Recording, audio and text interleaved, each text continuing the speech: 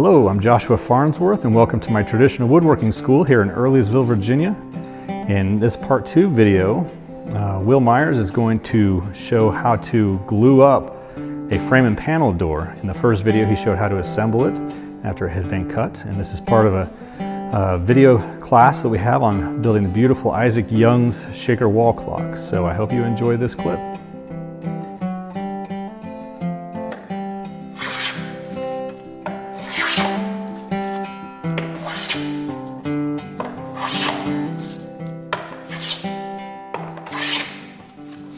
I've dry fitted the doors now and we're ready to glue up. Double check, make sure everything's square, going to go together. Absolutely sure and do that ahead of time. You don't want to get glue on something and figure out you need to trim on something. So see, I've got a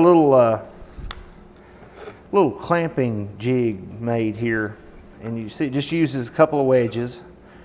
And the door frame sets in it, and I've got some tape down there on the bottom, and that's just where, in case there's glue squeeze out right here at our joints, so it won't stick to the backboard if it does.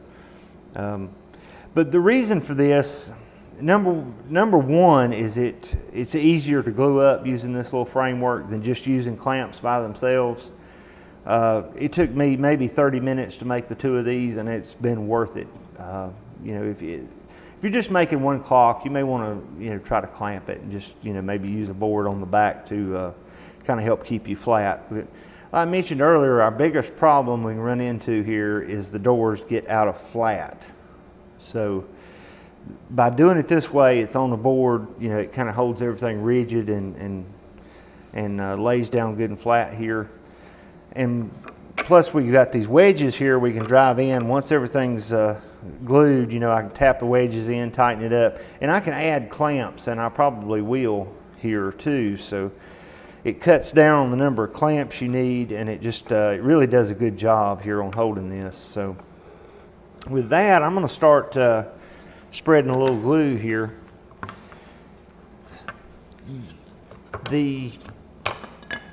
Right here with these joints, they're pretty narrow, 1/8 inch. So even like your little glue brush, and I usually trim these off a little bit, but right here, their thickness, you may want to take a hammer beforehand and just kind of tap that and make it thinner so the whole brush will go down in the mortises. If you don't, it won't fit. So, and I'm using just a PVA tight bond glue here, just whatever you like. The original, of course, would have been hide glue, and we're kind of under time constraints here, so this dries and tacks a little bit faster. So the only thing I really want to do here, just kind of get enough glue in there and get it kind of a little bit on both sides of the mortises and the tenons. And I try to, especially on this paneled one, you really need to be careful. You don't want a lot squeezing out into the groove up here, because that could capture your panel, and you want that panel to float in there. So just kind of get a good wet coverage, and is all I usually aim for, and get it together as quick as you can with this stuff. This Tight Bond 3, and it dries really fast. So as fast as you can get it on there, get the joints together. And check my arrows one more time.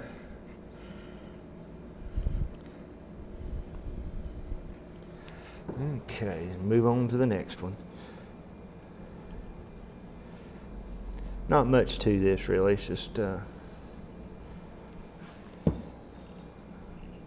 keeping them flat. That's the issue that I've had the most trouble with. And the doors being so thin, I think you can plane a little bit off high corners or whatever and get it to lay flatter, but the door at 1/2 inch thick already, you don't have much leeway before you're in trouble,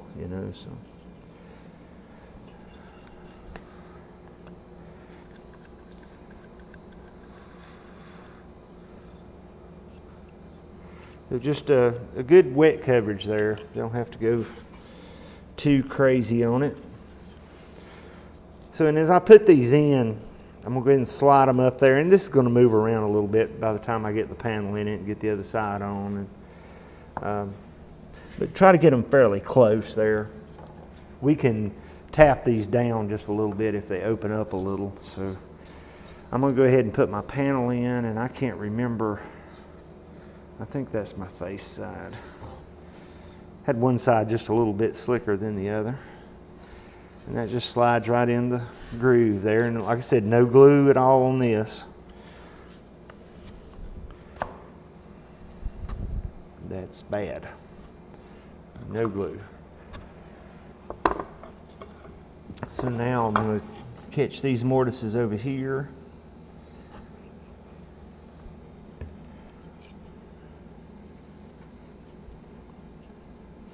And on the original clock, I think I mentioned it earlier, that's all, it's just a glue joint. There's no pegs in this.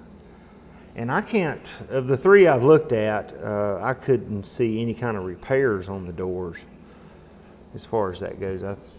They seem to have survived intact all this time.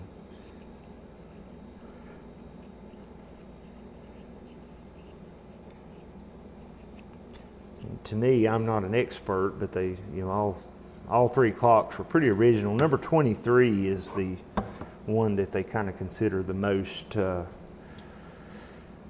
best preserved one, and it is in a lot of ways. It's the paint inside of the case, like on the backboard, is the brightest of any of the other.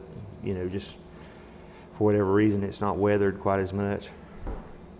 But 23, he wrote about it specifically. These clocks on the faces, you know, they say 1840, and that was the year he kind of come up with this design, and he built all 6 of them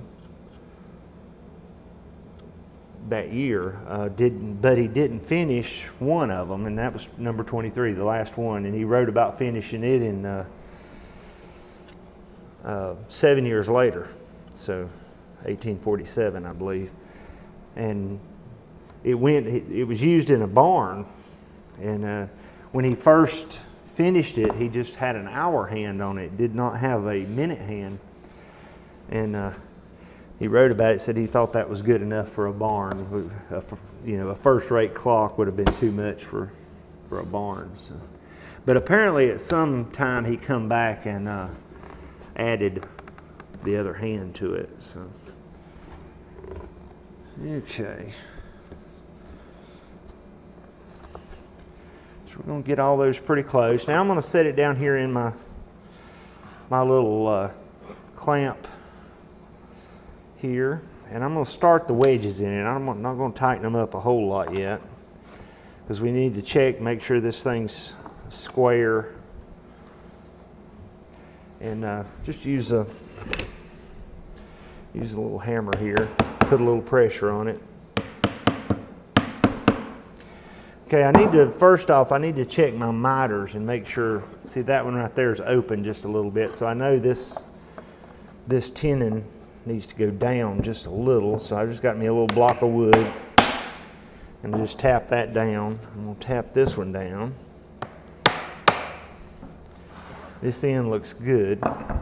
So now, to check these for square, about the best thing I found, this is just a little scrap block of wood here that's just laying around, and it's square on 2 edges right here. And I can just lay that in here and check it. And that is looking pretty good. I do believe. Yeah, I figured I'd have to work on that more. So. Okay, so now try not to let the doors scoot. I'm going to tighten these up just a little bit more.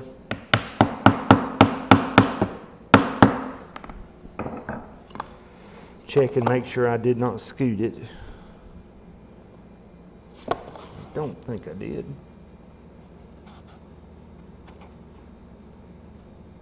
Yes, I did too. Just a little bit. So now I'm going to I'm tapping on the end of the door frame there in case you couldn't see it. And spend a minute or two here. Just be sure, because once that glue dries, there's no moving that thing. Okay, I'm gonna push down, make sure it hadn't rode up in my framework here. And then I'm gonna go back and kind of just run my fingers over the surfaces here, see if I feel like I've got a proud joint anywhere. And I really don't, just a little bit right there. So I'm gonna just take one of these little quick grip clamps and I'll clamp it. That'll just kind of push that mortise shut on that tenon a little better. Okay, that's looking pretty good. I believe I'm gonna put one right there since I've got some extra clamps. Might save me a little bit of planing later. Okay, so that's it. That's the bottom door's done. So I'm gonna go ahead and set this to the side and we'll do this top one here real quick. And it's exactly the same thing, nothing much to this. So this one's actually easier because you don't have the panel to deal with. You don't have to worry about glue getting on it. So we'll just a little more glue here.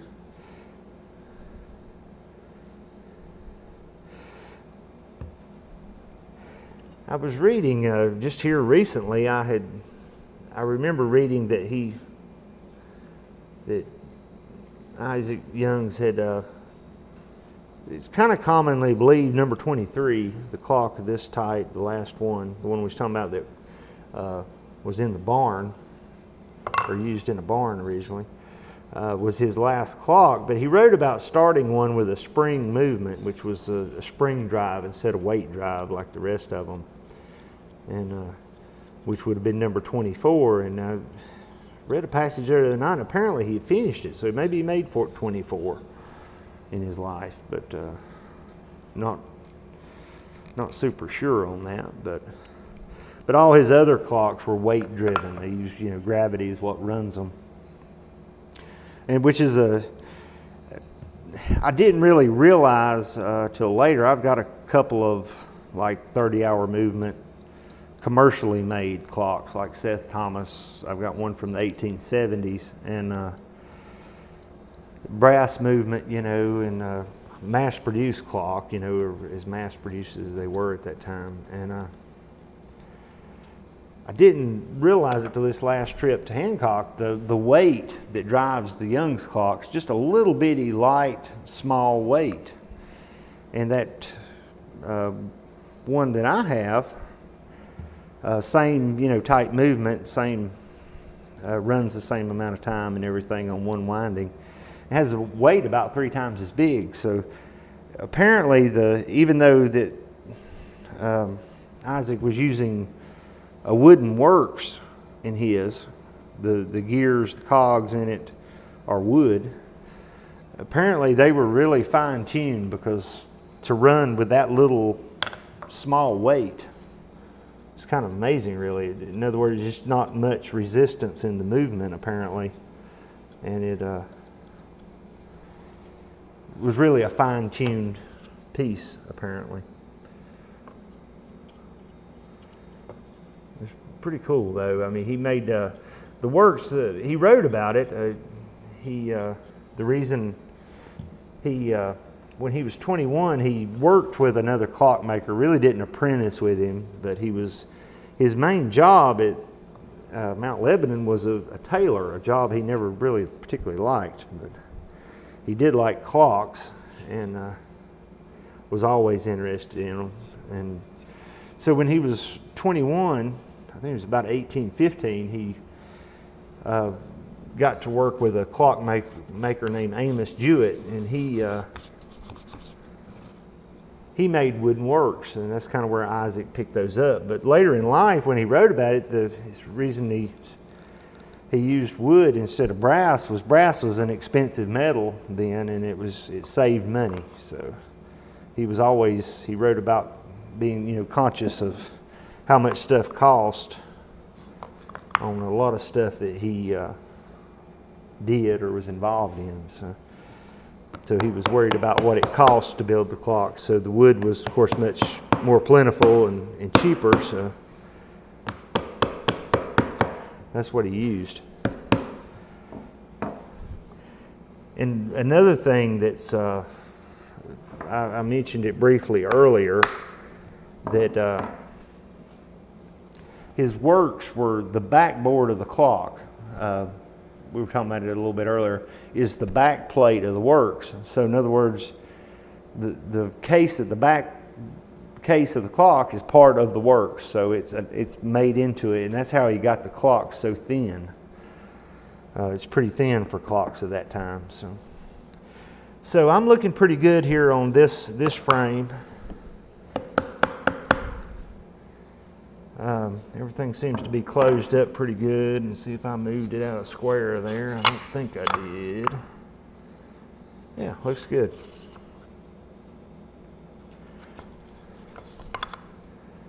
So there's that.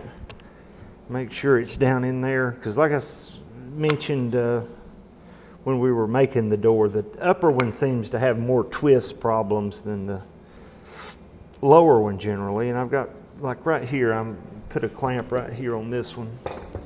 But other than that, we look good. So we're going to set these aside and let them start drying, and we're going to move on and start on the case. So I'm going to get this stuff put away, and we're going to get reset up here and start on the case of the clock. If you're interested in learning traditional woodworking, come take a class at our school in Earlysville, Virginia. You can also visit our website at WoodAndShop.com, where you'll find a bunch of free woodworking lessons, workshop tours, and our very popular tool buying guides. And make sure you subscribe to our free newsletter to get our latest articles and videos. Enjoy!